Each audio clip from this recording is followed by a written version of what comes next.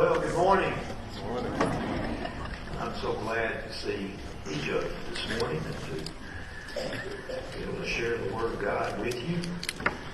I'm going to ask you to turn in your Bibles to the book of Nehemiah, chapter 3.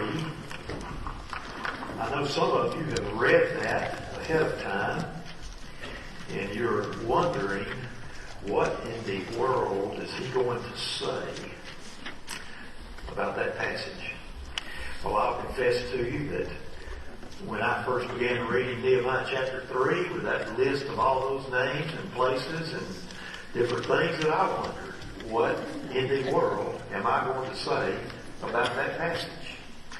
But as I prayed about it, thought about it, the Lord gave me something, and you have it in your connection guide, that little drawing right there that I stole off BibleHistory.com. That's actually part of it, but it has a lot to do with what we will look into this morning.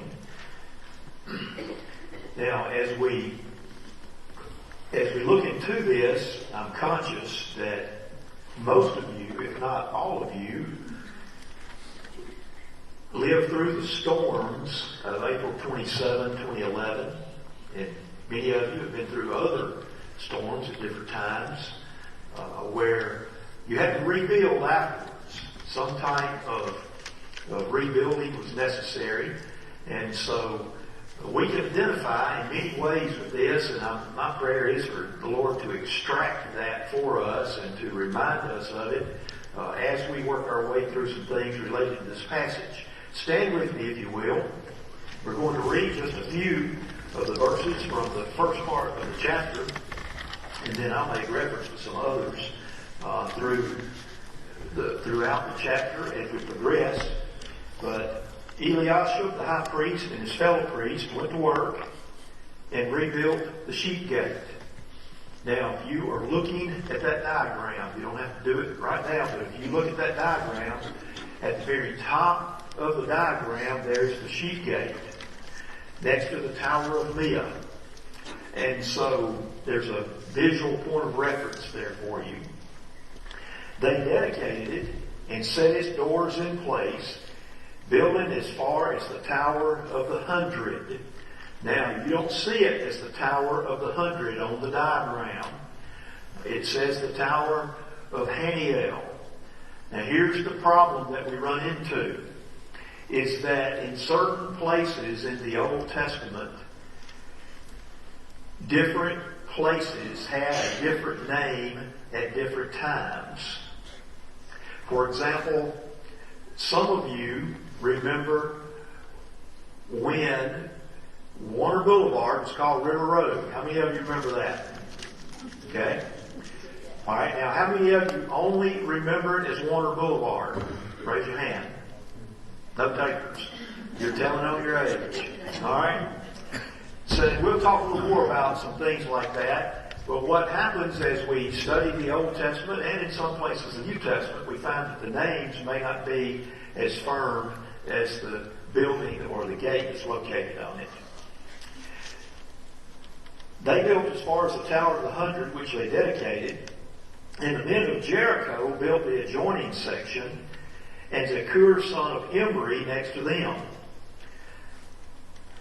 The fish gate was rebuilt by the sons of Hassenaah. They laid its beams and put its doors and bolts and bars in place. Meremoth, son of Uriah, the son of Hakaz, repaired the next section. Next to him, Meshullam, son of Berechiah, the son of Meshjamal, made repairs, and next to him, Zadok, son of Banaah, made repairs.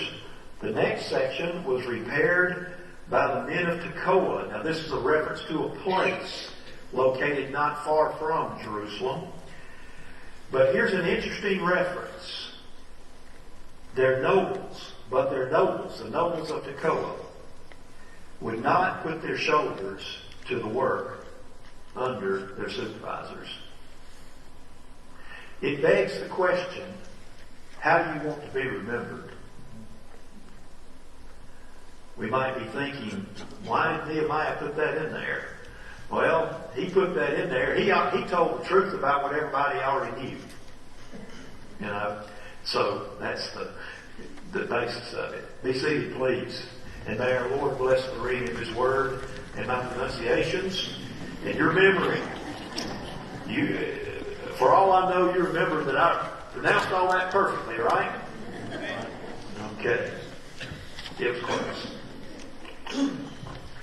There's a couple of things I want to say to you as I begin. One is that I have gotten to the pulpit with 4 pages of notes. That's almost more than I've ever carried to the pulpit in my entire career.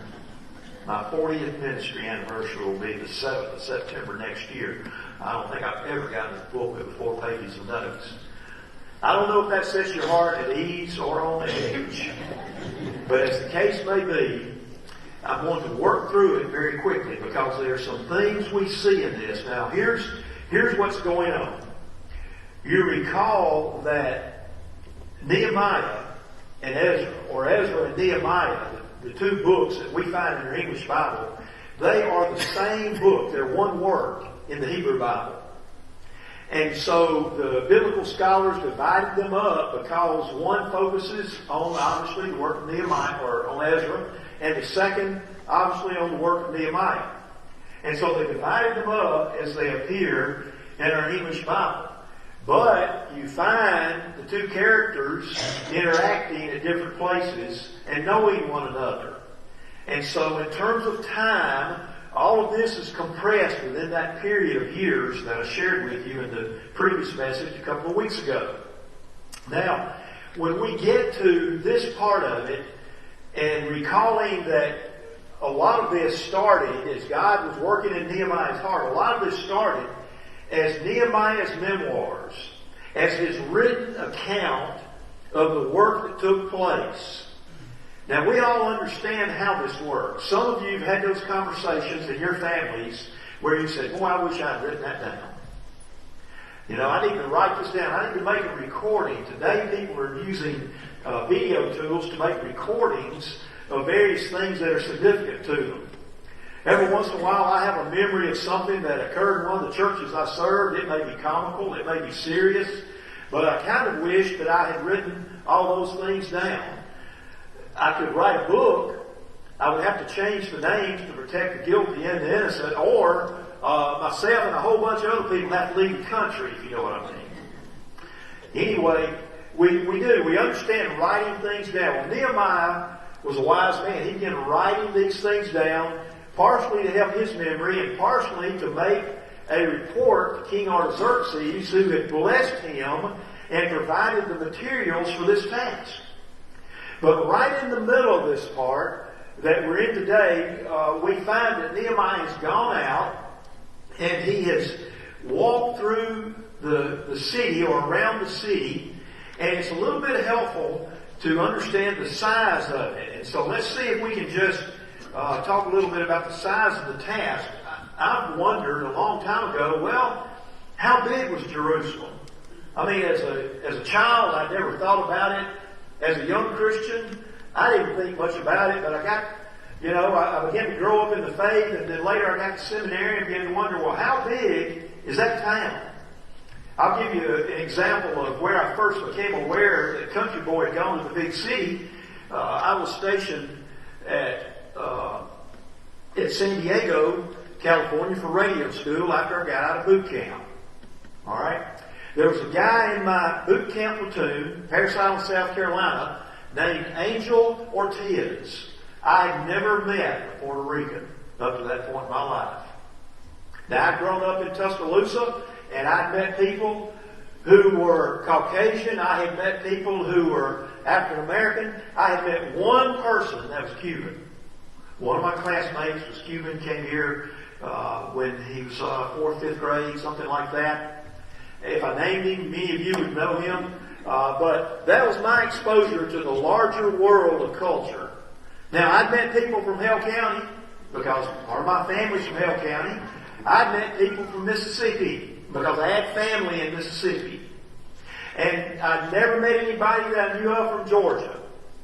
I had an aunt that lived in Florida, but she'd also lived in Chicago, so she's a foreigner in so many ways. I mean, you understand? But here's what I'm saying to you. I didn't have a real big picture of the world when I left here at 17 years of age.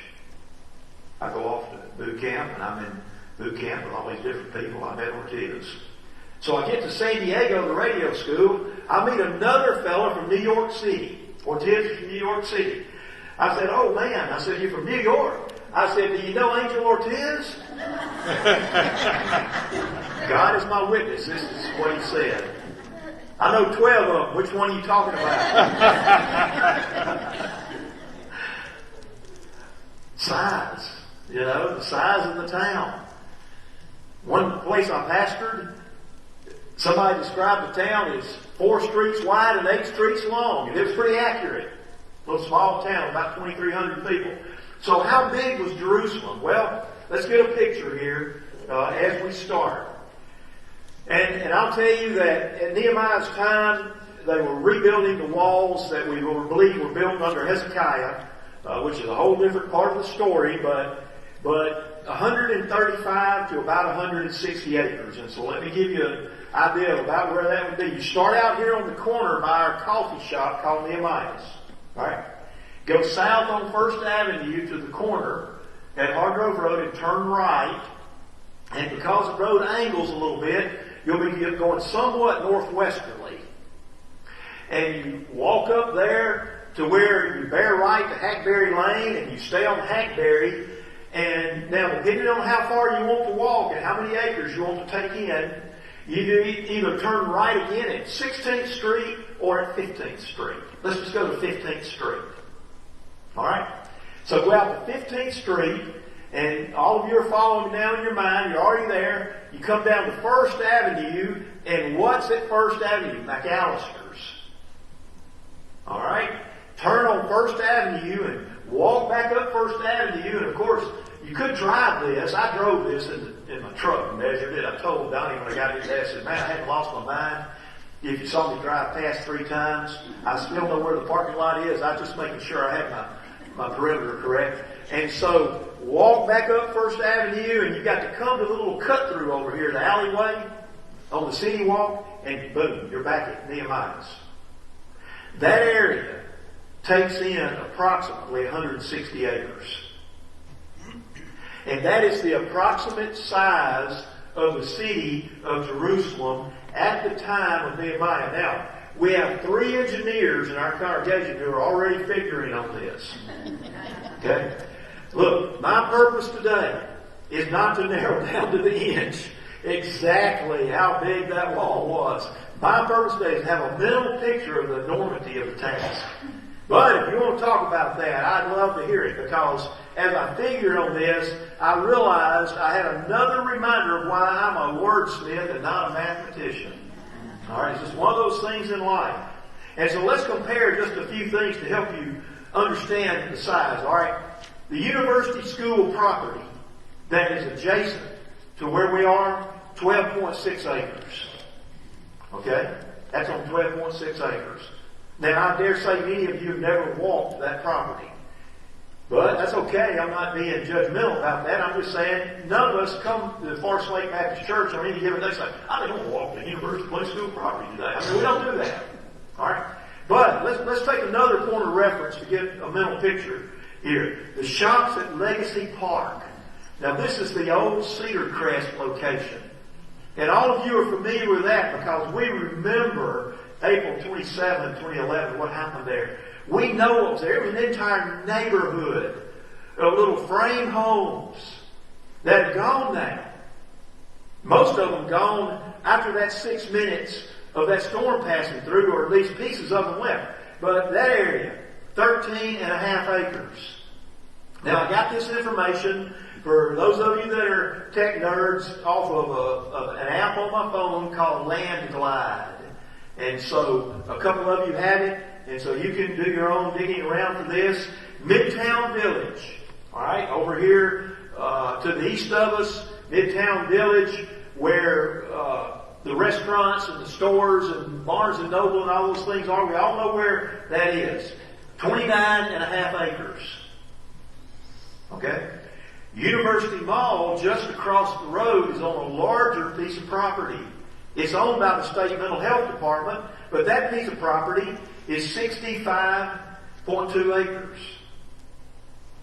And so when we look at that, and we think in terms of the enormity of this task, it was a big job. These walls averaged 8 feet thick and 12 feet high. Some of them were thicker at the base, and they were laid on a bedrock foundation.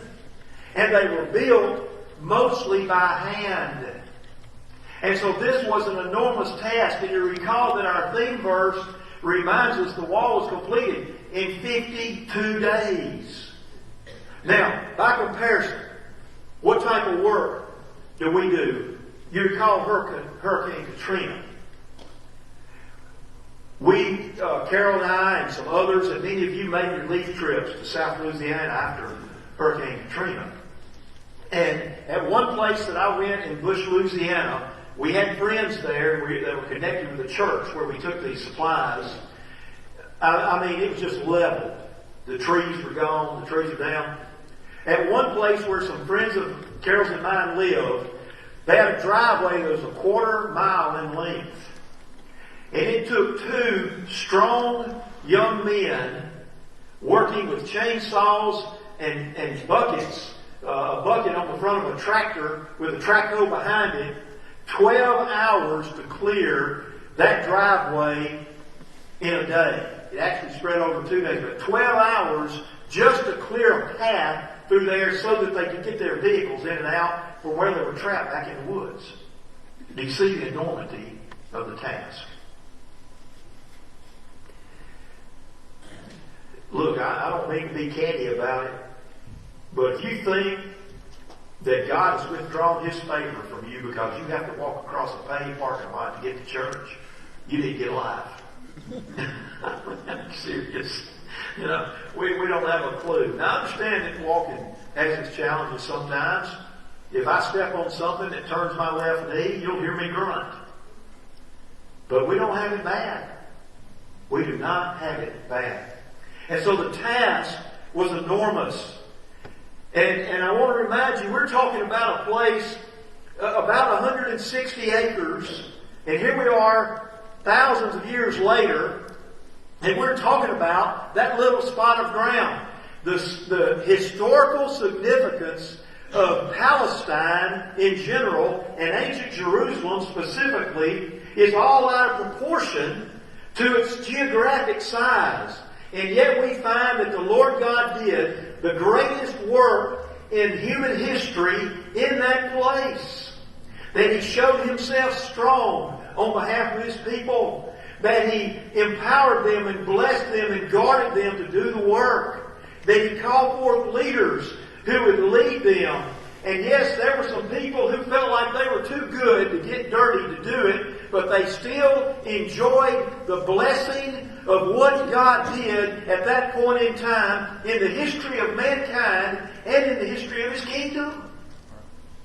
It was a significant work.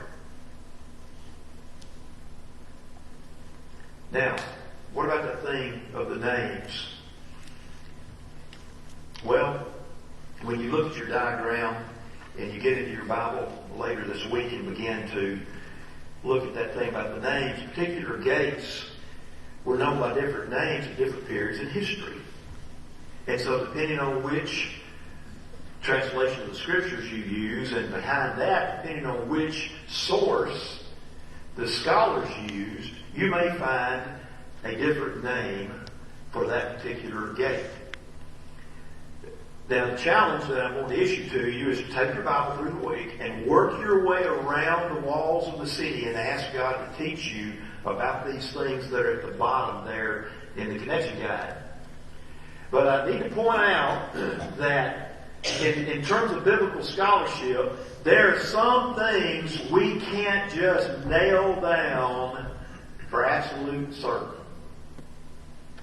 Now, if this upsets you, you know, if the fact that every comma and every place name in the Scriptures is not nailed down in terms of eternity as we understand it, And if that unsettles you in some way, Brother Donnie and I, or Patrick, half a dozen of us in here, your Bible study, we'd be glad to sit down and talk to you about it. But the fact is that there are some things, we go back in history and archaeologists uncover that, and they look at it and say, well, we don't know why that's there, but we can see it. And then they have to go back and dig through the little fragments of things and the inscriptions and ancient languages and try to determine what's going on there and what went on there. And so don't let that unsettle you, because here's the thing. This is what I find. There be people, they'll say, I believe Jesus died on the cross for my sins. I believe that God raised Him from the dead.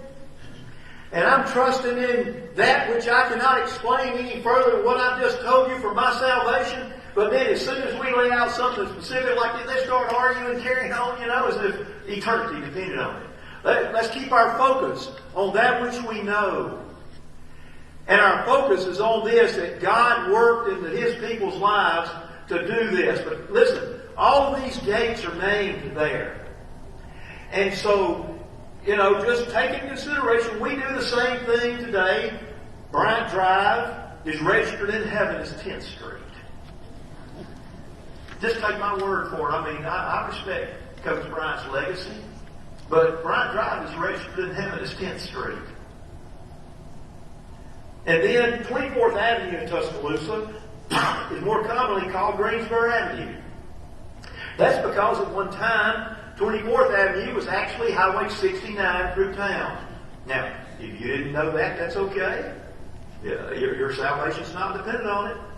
But 24th Avenue was Highway 69. You went right on through town, down River Hill, and where the Hotel Indigo is today, Tuscaloosa Chevrolet was located there. And there was a bridge, a drawbridge across there. And some of you, like me, you talked your parents into taking you to watch the drawbridge go up and down. Alright? And it was Highway 69. And across there in Northport was Bridge Avenue. Well, you go across the bridge and it splits off to the left. That's Highway 43. So you find out Greensboro Avenue was actually Highway 69 and Highway 43. But 69 kept going north, and you go up past the Highway 82 bypass, now known as McFarland Boulevard, and above the bypass, 69 was known by the locals as the Ridge Road. That's because it followed the ridge of the mountain, going up through there, and now there's one place where if you know what you're looking at, you can look on either side up by the Methodist church that is up north of the lake, and I'm not calling the name of it at this moment, maybe Sand Springs. Is that right, Donnie? You don't remember either. Well, Patrick will know next week, okay? But maybe not. But anyway, you can look and you see the lake on both sides because it was following the ridge of the mountain. See, we do the same thing. We do the same thing. And so follow that through there about the towers and the gates and recognize that these walls were in rubble. The Babylonians and others had just torn them down, pushed them down.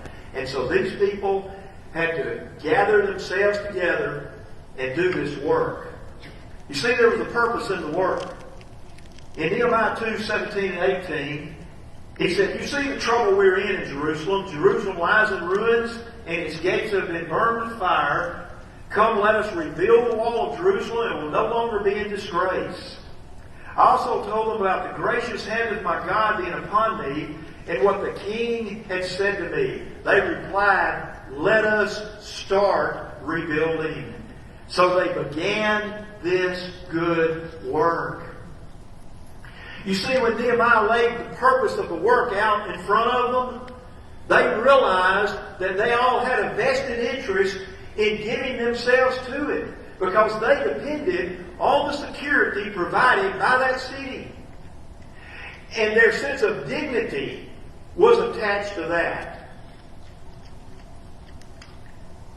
Every person has a sense of dignity about them. That is their public presence and how they appear to others. In fact, this idea, this social awareness even goes so far as a dog. A dog has a sense of social presence. Some of you thinking he's lost his mind today. Those of you who are dog owners know exactly what I'm talking about. Carol and I had a dog, that real fluffy dog. For a couple of years, Rachel volunteered at the animal shelter, and she'd come home with critters. And this one was an Australian cattle dog. It was a great dog. It was smart. We eventually had to gift it to somebody who lived out in the country that had cows, because the dog tried to herd everything moving in our neighborhood. But it was a real fluffy kind of dog. And so I got tired of the dog hair and everything, and the dog was matted and stayed outside 99% of the time, slept in the basement at night, and that's keep her from barking at boogers in the bushes all night. And so took the dog down to the veterinarian and said, cut this dog's hair, please. Well, how do you want it cut? I said, I want a real close cut. I mean, like not shaved, but cut right down to the skin. Well, I went back that afternoon to get that dog. And so I'm standing there, and there's a lady that we know that works at the veterinary hospital, and I'm talking with her standing there. And they're coming out of the back with these dogs, and I didn't even recognize my own dog. And Mary, my friend, Carol's my friend that was standing there, she saw the dog. She laughed, and the dog was like, I'm naked. I'm so embarrassed to be seen in public. It's like I'm naked. And, the dog had a sense of social presence. Now, some of you are thinking, you don't know anything about dogs. You're culturally deprived. The dog owners all know what I'm talking about. If a dog has a sense of social presence, and that somehow their appearance is different, and they're being laughed at, how do people take it? Ooh, we don't even want to go into that. You see, that pries the armor up so that it becomes very uncomfortable. I promise you, everyone here has a sense of dignity about them. A sense of their social appearance and social presence, and how the place where they are looks to others. I recall a lady from one of the towns I pastored in another state, that someone made a comment to her about the town we lived in and said, well, y'all going to clean up that nasty town.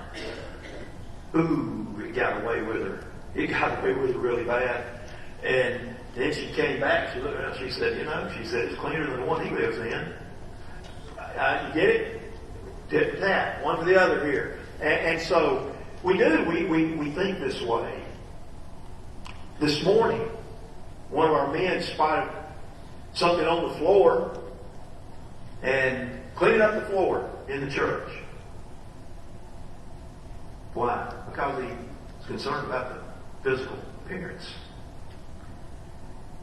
Well, Nehemiah spoke to these Jews and said, you know the disgrace that we live in. So he appealed to their sense of public decency and dignity in part. But then he said to them, he told them about the hand of his God, which he interpreted as our God is upon me to do this. And he said, the king has given us his blessing to do this.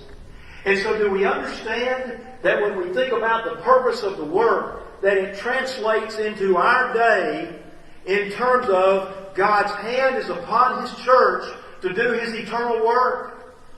And when he blesses us to do that, because who is our king? He is our king. There is no other. And so the king himself, who created the world and everything within it, and who owns all of it.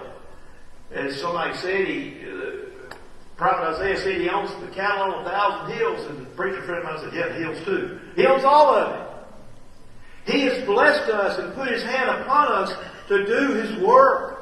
Now, we ought not do it. I want to be very careful to make a distinction here. We ought not do it for the sake of being seen. See, Jesus talked about the Pharisee that prayed on the street corner with his hands uplifted and looked over and says, Lord, I'm so glad I'm not like that sinner over there.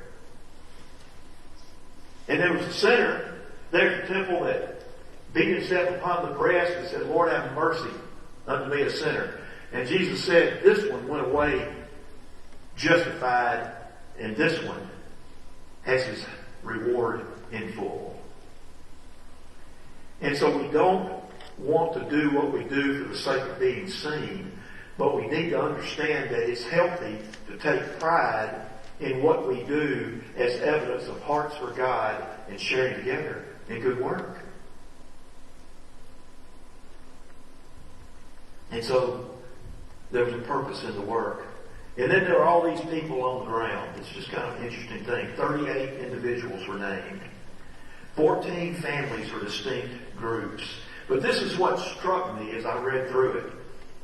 37 different references in terms of next to, beyond, as far as, or from, indicating relationships within the geographic space as implied the distance and the share of the labor. For example, look at verse 17. Next to him, the repairs were made by the Levites under Rehum, the son of Bani. Next to, beside, beyond, as far as. One place, a group accepted 500 yards of the wall to work on. Many people, they repaired the section adjoining their house, because when you look at that drawing, excuse me, when you look at that drawing, you understand that there were homes inside there. There were merchants that built in different places. There were homes next to the wall and some places inside the wall. You remember Rahab. From the book of Joshua, there's a story of Rahab allowing the spies to escape through the wall. And then when the children of Israel came back to conquer the city, she hung what? A scarlet thread outside the window where her place was in the wall so they would be spared. And so there were homes inside the wall. And then there were homes across from the wall, little narrow streets. Probably the best way to think about this in physical terms today is you go to Kentucky or you go to Tanny Hill and you're winding your way around through the booths and all the things like that, little tight spaces with vendors. Well, think of some of those as houses. And all of this was going on inside that area. It was very crowded and condensed. And so people worked at the spaces that were assigned to them. Some took up other spaces. For example, the people of Tekoa, if you go down to verse 27, next to them, that is talking about the people just above, next to them, the men of Tekoa repaired another section from the great projecting tower to the wall of Ophel. Now, Ophel was a raised area of land that overlooked the area around it. Now, the Ophel of David, this was basically adjacent to the Temple Mount. And so it was a slightly elevated area that overlooked the rest of the area around it. Some of you live on places like this, especially if you're near a floodplain. When we lived in South Louisiana, they were just beginning to build north of the lake.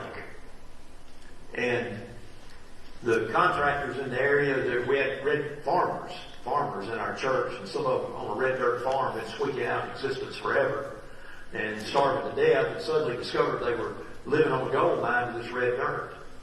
And so they'd get hauling dirt. Well, they'd drive down pilings into marshes around Mandeville and then put a pad of red dirt on it and let that settle. Then they'd pour a slab on it and build a house.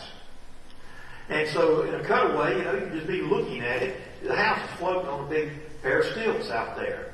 And so that raised area was important. We do that today around here. We get ready to build a home, so we're going to build a slab, shore it up, put the footings down, build retaining walls, fill it with sand, then it's poured, concrete poured with the slab, it's raised up. And so they built next to this other group. They repaired a section from the great projecting tower to the wall of the Ophel, and above the horse gate, the priest made repairs, each in front of his own house. And so there were some that took on an extra load. And so there was the purpose of the work, and there were the people, or the size of the task, and there were the people on the ground. So what are our takeaways for this today? Paul speaks of giftedness for the church in Romans 12, 3 through 8, and in 1 Corinthians 12, verses 4 through 11. I'm just going to turn there if you want to turn to 1 Corinthians. We'll just go there together.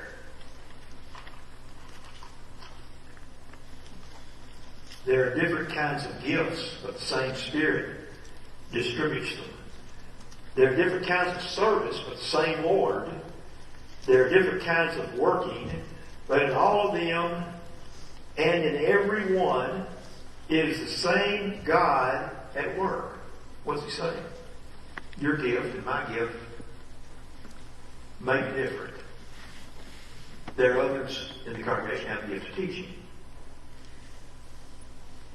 There are some with the gift of mercy or empathy.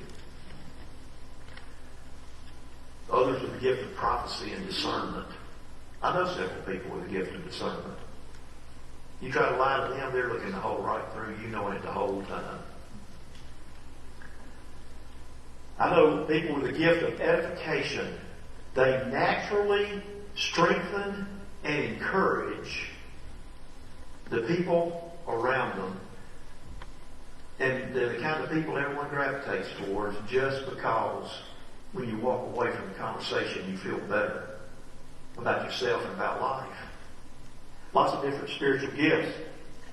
But here's what he says. Now to each one the manifestation of the Spirit is given for the common good.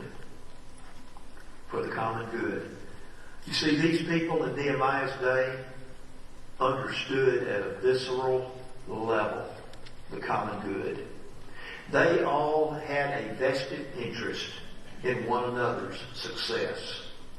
I'll challenge you at this point. I'll tell you that if you think for one moment that success in church is you looking good and somebody else looking bad, your heart's not right. I don't mean to be so blunt about it. Now, I don't have anybody in mind, but human nature is the same everywhere. That if you think success in God's kingdom is you looking good while somebody else looks less than, your heart's not right.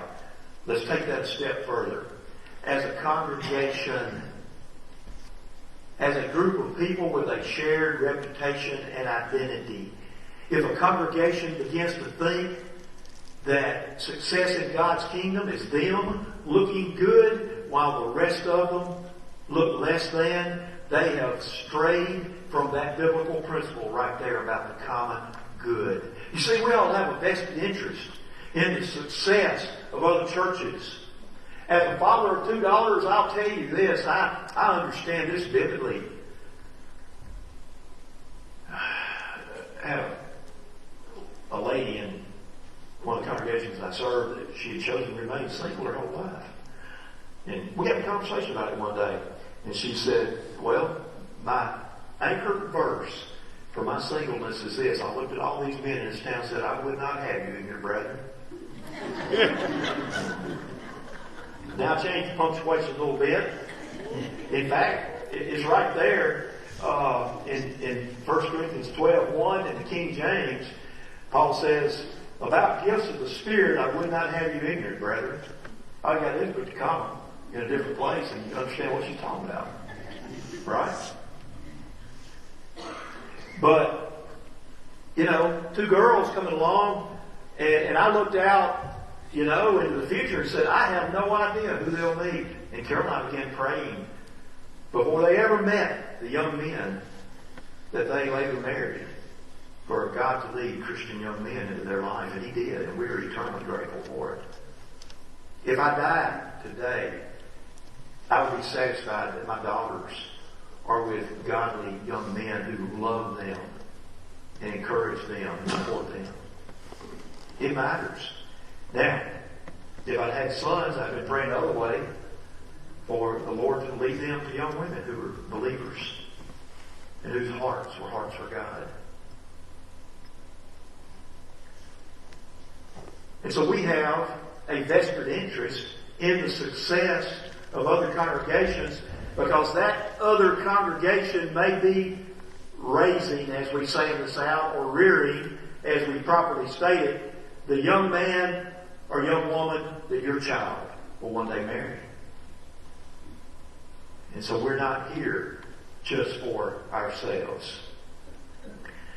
And so what do we take away from this? Well, to each one the manifestation of the Spirit is given for the common good. To one the message of wisdom, to another knowledge, to another faith, to another gifts of healing, to another miraculous powers, to another prophecy, to another distinguishing between spirits, to another speaking in different kinds of tongues, to another interpretation. All these are the work of one and same Spirit. He distributes them to each one just as He determines.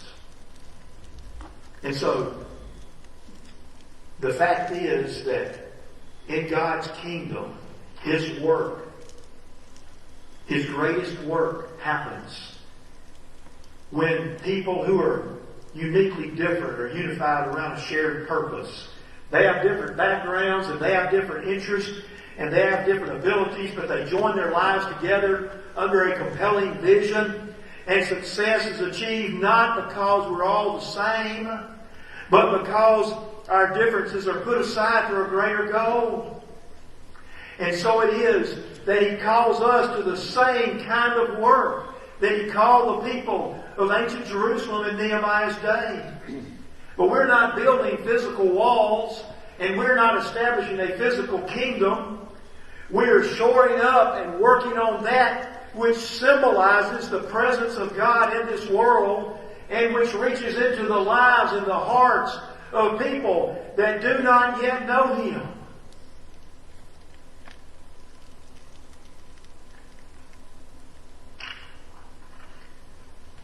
And so I want you to know your part of the work matters, because no one is insignificant in the work of God's kingdom.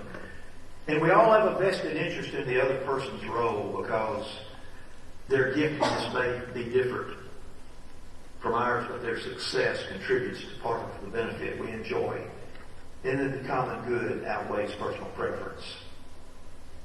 When considering any work we do, we need to ask, does it exalt Christ? Does it edify the body? Does it equip God's people? Does it engage the lost? And does it expand God's kingdom? Y'all should write that down and the date by it, because that's the closest I've ever come to alliterating anything. But that's the question in front of us. You see, when Nehemiah laid the need out in front of them, they said, let us begin this good work. Now you have a connection card in front of you. And at the bottom, my part. What is your part of the work? When you think about what the Lord is saying to you and how the Lord has gifted you, what is your part of the work? Well, I may or may not know what your part of the work is, but you'll know when God speaks to you about it, because He can make it really clear. What is my part of the work? I have to answer that question in terms of obedience to God. What's my part of the wall? In what part of the congregation do I need to be serving? Is God calling me to do something? That's God's sized task. You see, one of the other takeaways we have here is when people answer the call of God to do a small task that contributes to the larger goal, kingdom-sized things happen that can only be explained as the activity of God. And so what's your part of the work? Second one there, what's my neighbor's part of the work? Now, my purpose in putting that on the connection card is not to prompt anyone to say, well, if old so-and-so would do that, look, that's not the part here. You see, my part and my neighbor's part, your part and your pewmate's part, or your teaching role and the teaching role of another Bible study teacher within the ministry of Forest Lake Baptist Church, or what you do in Wings of Grace on a daily basis contributes to the success of Wings on an annual basis. I mean, we can take this in a lot of different directions, but you see exactly where this goes. What is my neighbor's part? And how do I help them succeed? You see, the call to Christian discipleship is the call to lay aside self. And laying aside self means that we see the other person's success as important as our own success. And finally, what is the work that we share? One of the most interesting memories I have of the merger is the day that we moved Wings. Now, you recall this, many of you recall this. Wings had been loaded up and stored in a dozen different places. Okay? I mean, there was stuff in a dozen different rooms inside this building. There was a big 53-foot van trailer sitting right outside. There were still things in the modular building that was out on the west lot at that time. 67 people showed up that day. I went around and wrote down the names. I had something in my hand while I was doing it, on an arm, writing down names, and I still have those names. 67 people showed up that day. Now, I want to hasten to say, I want you to understand, if your name's not on that list I made, that's okay. All right, I don't hear anything in this other than what I want you to hear is that 67 people moved that entire operation that day. Now, there's a guy that drove the tractor, that pulled the trailer to get it over there. There was a whole lot of planning and scheming and work that went into that. That's just one piece of it. But everybody doing their part to contribute to the success of the great good. That's the call to be a wall builder. Closest thing I'll ever come to a title is what you see at the top of that page. Every once in a while I do this. The wall builders. Will you answer God's call to be a wall builder within Forest Lake Baptist Church? Not a wall that puts barriers up, but a wall, a work that symbolizes the activity of God in your life and what He wants you to do for the kingdom beyond what we do each week. Let's pray together. Father, as we come to invitation time, we pray that you would call forth those who have any decision to make, those who would give their life to Christ. We pray you would call them forth to a public confession of trusting the Lord Jesus. For those who would come to be a part of the Forest Lake Church family, we pray you would call them forth this day, that they would step out to take the courage to publicly acknowledge their desire to be a part of this ministry, the same way that the disciples stepped out from the crowds and walked with Jesus. There are other decisions that may need to be made, Lord. You know what those are. You know the hearts of each one here this day. As we stand and as we sing, we simply ask you to move in each one's heart. Manifest yourself in the decisions that are made and in the lives that are changed. And as we leave here today, let us leave with an awed understanding of the enormity of the task that those ancient people undertook. And let us embrace the enormity of our task with a similar joy and enthusiasm. In Jesus' name we pray. Amen.